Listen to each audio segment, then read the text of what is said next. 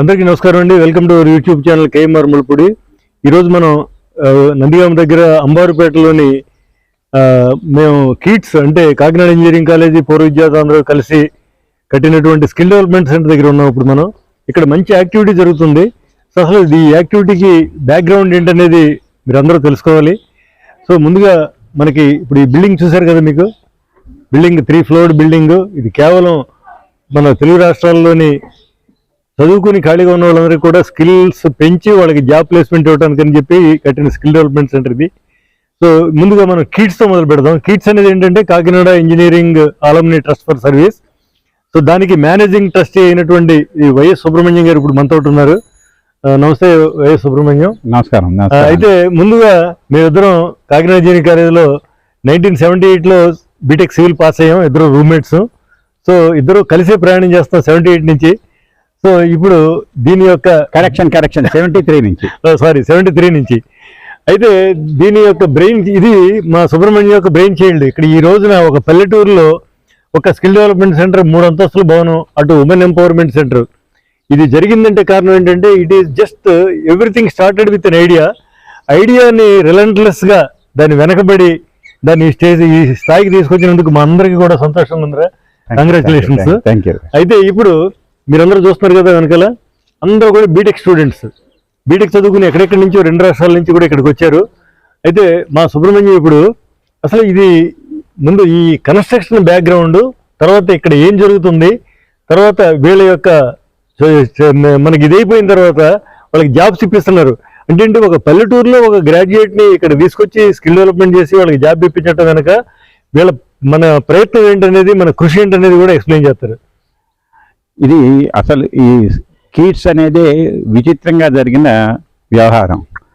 ఏంటంటే ముందర మా కృష్ణమోహన్ ఒక్కడే 1 మ్యాన్ ఫోర్స్ లాగా అందరు ఎవరి బర్త్డే ఉంటే ఇర్రెస్పెక్టివ్, వాళ్ళకి చెప్పినా చెప్పకపోయినా కూడా వెళ్ళిపోయి వాళ్ళ బర్త్డేలు ఇలా విద్యార్థులతో సెలబ్రేట్ చేసి వాళ్ళకి పబ్లిక్ స్పీకింగ్ అంటే ఏంటి అవన్నీ చేసి ఫ్రూట్స్ ఏవో పంచుతుండేవాడు. అదే భలే చేస్తున్నాడు వీడు అనుకున్నాం.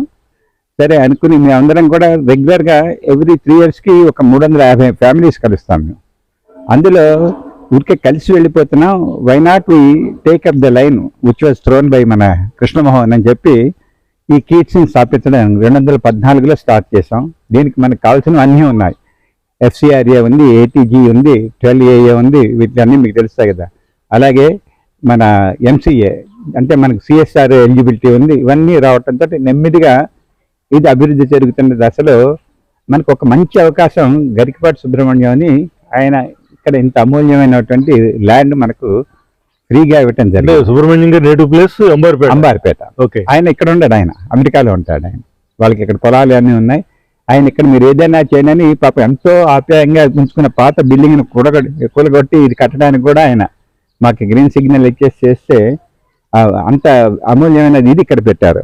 దానిలో తర్జన చాలా జరిగాయి. ఇంత మారుమూల గ్రామంలో మనం చేయగలుగుతావా, అసలు ఏంటి అంటే ఎందుకు చేయలేవని అందరికీ ఒక పట్టుదల వచ్చి ఇది స్టార్ట్ చేసాం. కోవిడ్ పీరియడ్లో కష్టాలు పడి ఇవన్నీ చేస్తే అందరి సహకారంతో ఆల్మోస్ట్ దీనికి 350 లక్షలు ఖర్చు పెట్టి మనం ఈ బిల్డింగ్ కట్టడం జరిగింది. అది ఉమెన్ ఎంపవర్మెంట్ ఇందాక చెప్పాను నేను ఇంకో వీడియోలో. అలా కూడా 95 లక్షలు పెట్టి అది కట్టడం జరిగింది. జరిగిన తర్వాత అసలు ప్రశ్న, బిల్డింగ్ అయితే కట్టేసాం, దీన్ని నడపాలంటే దీనికి మేము ప్రభుత్వం నుంచి ఏ విధంగా సహాయం తీసుకోవట్లే. మరి ఎలా నడపాలి? ఎందుకంటే ఒక్కొక్క క్యాండిడేట్ని మనం ట్రైన్ చేయాలంటే ఆల్మోస్ట్ 40 నుంచి 45 వేలు దాకా ఖర్చు అవుతుంది. ట్రైనింగ్ ఖర్చు తక్కువే, కాకపోతే ఇందులో పెట్టి బోర్డింగ్, వాళ్ళని మా పిల్లల్లా చూసుకోవాలంటే వాళ్ళకి మంచి భోజనం, ఇలాంటివన్నీ చేయాలంటే అంత సులభతరమైనది కాదు.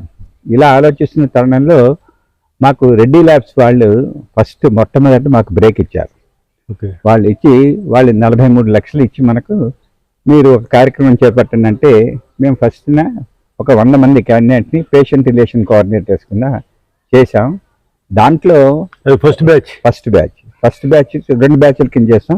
82% ప్లేస్మెంట్ ఇప్పించాము. ఓ గ్రేట్. 18% కూడా వాళ్ళ పర్సనల్ రీజన్స్తో జాయిన్ అవ్వలేదు, కానీ ఇదైతే 100% వచ్చేది. అది అయిన తర్వాత మేము ఆలోచించింది ఏంటంటే మనకి టెక్నికల్గా ఉండేవాళ్ళు ఇదందరూ కూడా మేము వీళ్ళందరినీ ఎవరినంటే పట్టణాల్లో ఉండేవాళ్ళకి వాళ్ళకి ఏదైనా ఉంటుంది, సిటీలో ఉండేవాడికి అక్కడ ఏదైనా చేసుకుంటాడు. కానీ రూరల్గా ఉండే వాళ్ళకి చాలా స్కిల్స్ ఉంటాయి, కాకపోతే కొంచెం పాలిష్ పెట్టాలంతే మనం. అందుకని రూరల్ అన్ఎంప్లాయిడ్ యూత్ మీద కాన్సన్ట్రేట్ చేసి వాళ్ళకి స్కిల్స్ ఇప్పించాలి అనే పట్టుదలతోటి ఇది కొంచెం కష్టతరం ఇది. ఎందుకంటే అసలే ఐటీ ఫీల్డ్లో చాలా విపరీతమైన కాంపిటీషన్ ఉంటుంది. కాబట్టి అయినా కూడా మనం పట్టుదలగా చేసుకుని మేము నాలెడ్జ్ పార్ట్నర్స్ కింద ఏం చేస్తాం, నాలెడ్జ్ అండ్ ట్రైనింగ్ పార్ట్నర్స్ కింద కేసీ పుల్లయ్య ఫౌండేషన్ వాళ్ళు డేటా అనలిటిక్స్లో చేస్తున్నారు.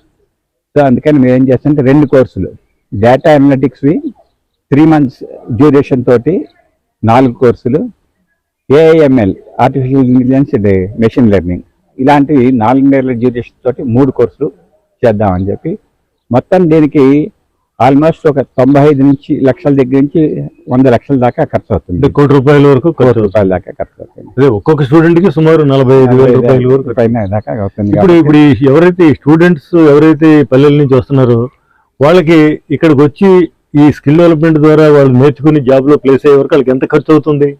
మనకి చెప్పాక 45 నుంచి కాదు వాళ్ళ జేబులో నుంచి పెట్టవలసింది ఎంత? వాళ్ళ జేబులో నుంచి అవ్వకూడదు, అంటే వాళ్ళు ఇక్కడికి వచ్చి చేరటే అంతే.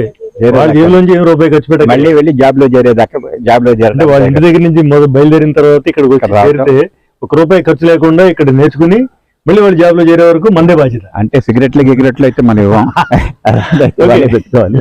ఓకే, ఫుడ్ అకామిడేషన్ అంతా ఫ్రీ. ఓకే.